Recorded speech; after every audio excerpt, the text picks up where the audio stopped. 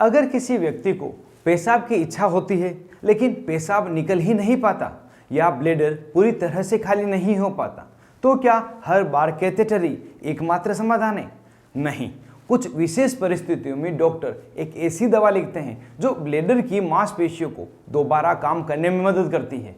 इस दवा का नाम है बेथेनोकोल टेबलेट। लेकिन क्या हर तरह की यूरिनरी रिटेंशन में यह काम करती है? इसका सही उपयोग क्या है? किन मरीजों को इसे बिल्कुल नहीं लेना चाहिए? इसके साइड इफेक्ट्स क्या हो सकते हैं? आज की इस वीडियो में हम बेथेनोकोल टेबलेट के बारे में पूरी जानकारी आसान भाषा में समझेंगे। नमस्कार दोस्तों, मैं हूं मोहित आदिज और आप देख रहे हैं आपका अपना YouTube channel learn about medicine. अगर आप मेडिसिन, डिजीज और पेशेंट केयर से जुड़ी हुई ऑथेंटिक तथा प्रैक्टिकल जानकारी आसान भाषा में सीखना चाहते हैं तो चैनल को जरूर से सब्सक्राइब करें। सबसे पहले समझते हैं कि बेथेनोकोल आखिर है क्या। बेथेनोकोल एक कोलिनर्जिक एगोनिस्ट दवा है जिसे पैरासिम्पैथोमिमेटिक मेडिसिन भी कहते हैं। इसका मतलब यह है कि यह हमारे शरीर में एसिटाइलकोलिन नाम के नेचुरल केमिकल की तरह कार्य करती है। एसिटाइलकोलिन शरीर के कई अंगों की स्मूथ मसल्स को कॉन्ट्रैक्ट करवाता है। बेथेनोकोल मुख्य रूप से दो जगह पर असर करती है, पहला यूरिनरी ब्लैडर और दूसरा गैस्ट्रोइंटेस्टाइनल ट्रैक्ट।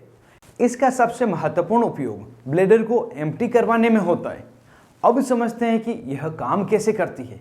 जब बेथेनोकोल शरीर में जाती है तो यह ब्लैडर की मसल्स यानी डेट्रोसोल मसल को कॉन्ट्रैक्ट करवाती है, साथ ही यूरिनरी स्फिंक्टर को रिलैक्स करने में मदद करती है, जिससे कि ब्लैडर एम्प्टी होने लगता है। यूरिन आसानी से बाहर निकलती है, रेसिड्यूल यूरिन कम हो जाती है। ध्यान रखें, यह दवा तभी काम करेगी जब ब्लैडर का नर्व सप्लाई और पैसेज दोनों ही फंक्शनल हो। अगर यूरिन का रास्ता किसी स्टोन, एनलार्ज प्रोस्टेट या ट्यूमर से ब्लॉक हो तो बेथेनोकोल फायदा नहीं करेगी। क्या नाम से इस दवा को हम मेडिकल स्टोर से खरीद सकते हैं? तो यह दवा अपने जेनेरिक नाम तथा कुछ ब्रांड नेम दोनों से अवेलेबल है। यहाँ पे कुछ पॉपुलर ब्रांड नेम को हम जान लेते हैं, जैसे कि मैकपी टेबलेट, बेथरेन टेबलेट, यूरोटोन टेबलेट। किसी भी नाम से अगर आपको यह मिले तो उसे आप खरीद सकते हैं, सबका एक जैसा ही असर होता है। अब बात करते हैं इसके यूजेस की। किन किन बीमारियों में इसे दिया जाता है? पहला, पोस्ट ऑपरेटिव यूरिनरी रिटेंशन। कई बार सर्जरी के बाद पेशेंट को पेशाब नहीं हो पाता तो ऐसे मामलों में डॉक्टर बेथेनोकोल टेबलेट दे सकते हैं। दूसरा, पोस्टपार्टम यूरिनरी रिटेंशन। डिलीवरी के बाद कुछ महिलाओं में ब्लैडर प्रॉपरली एम्प्टी नहीं होता तो कुछ सेलेक्टेड केस में इसका उपयोग किया जाता है। तीसरा, न्यूरोजेनिक ब्लैडर। कुछ मरीजों में नर्व डैमेज की वजह से ब्लैडर वीक हो जाता है, जैसे कि डायबिटीज की वजह से, स्पाइनल कॉर्ड इंजरी, कुछ न्यूरोलॉजिकल डिजीज। ऐसे पेशेंट में डॉक्टर की सलाह से इस दवा का प्रयोग किया जाता है।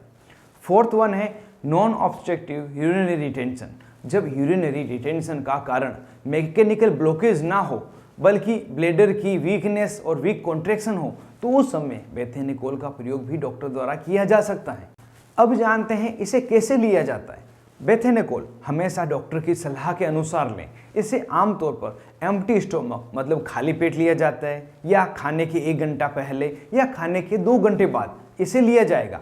ऐसा इसलिए क्योंकि भोजन के साथ इसे लेने पर इसके कुछ साइड इफेक्ट्स बढ़ सकते हैं, जैसे कि उल्टी होना, उल्टी जैसा लगना, पेट में डिस्कम्फर्ट होना। कभी भी अपनी डोज को खुद से इंक्रीज ना करें, ना ही डिक्रीज करें। हर दवा की तरह इसके भी कुछ साइड इफेक्ट्स हो सकते हैं। सबसे कॉमन साइड इफेक्ट्स में बहुत ज़्यादा पसीना आना, सलाइवा का बढ़ जाना, उल्टी होना, उल्टी जैसा लगना, पेट में क्रैम्प्स होना, दस्त लगना और कुछ लोगों में फ्लशिंग मतलब चेहरे पर बहुत ज़्यादा गर्म महसूस होना, सिर दर्द होना, डिजीनेस महसूस होना, लो ब्लड प्रेशर और कभी कभी हार्ट रेट भी स्लो हो जाना। इस तरह के साइड इफेक्ट्स देखे गए। अगर पेशेंट को श्वास लेने में परेशानी हो, श्वास लेते समय तेज़ आवाज़ आ रही हो, व्हीजिंग हो रही हो, चेस्ट में टाइटनेस लग रहा हो या बेहोशी जैसा महसूस हो तो तुरंत ही अपने डॉक्टर को बताएं और मेडिकल हेल्प लें। अब सबसे महत्वपूर्ण हिस्सा, किन मरीजों में बेथेनोकोल टेबलेट नहीं देनी चाहिए।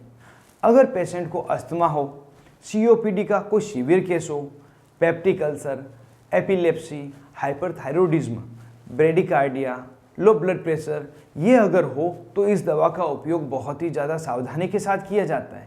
और इसके अलावा यदि किसी मरीज को यूरिनरी ट्रैक्ट में कोई ऑब्स्ट्रक्शन हो, जैसे कि किडनी स्टोन हो गया हो, उसकी प्रोस्टेट में सूजन आई हो जिसे एनलार्ज प्रोस्टेट कहते हैं, ट्यूमर हो तो बेथेनेकोल देने से ब्लैडर पर प्रेशर बढ़ सकता है और कॉम्प्लिकेशन हो सकती है। इसलिए पहले कारण का सही डायग्नोसिस करना जरूरी है। बेथेनेकोल कुछ मेडिसिन के साथ इंटरेक्शन भी बता सकती है, जैसे कि अदर कोलिनर्जिक ड्रग्स, कोलिनेस्टरेज इनहिबिटर और कुछ ब्लड प्रेशर की दवाइयाँ। इसलिए डॉक्टर को अपनी सभी मेडिसिन की जानकारी जरूर से दे, जैसे कि इंटरेक्शन देकर दवाइयाँ डॉक्टर द्वारा लिखी जा सकें। अब कुछ इंपॉर्टेंट टिप्स का यहाँ पर ध्यान रखें। बेथेनेकोल शुरू करने से पहले यूरिनरी रिटेंशन का कारण पता होना चाहिए। खुद से यह दवा कभी शुरू या बंद ना करें। प्रेगनेंसी और ब्रेस्ट फीडिंग में केवल डॉक्टर की सलाह पर इस दवा का प्रयोग करें। फॉलोअप करना बहुत ही ज़्यादा जरूरी है ताकि पता चल सके कि ब्लैडर सही तरीके से खाली हो रहा है या नहीं। तो दोस्तों, आज हमने सीखा बेथेनेकोल एक कोलिनर्जिक एगोनिस्ट मेडिसिन है। यह ब्लैडर की मसल्स को कॉन्ट्रैक्ट करवाकर यूरिनेशन में मदद करती है। इसका उपयोग मुख्यतः नॉन ऑब्स्ट्रक्टिव यूरिनरी रिटेंशन में किया जाता है।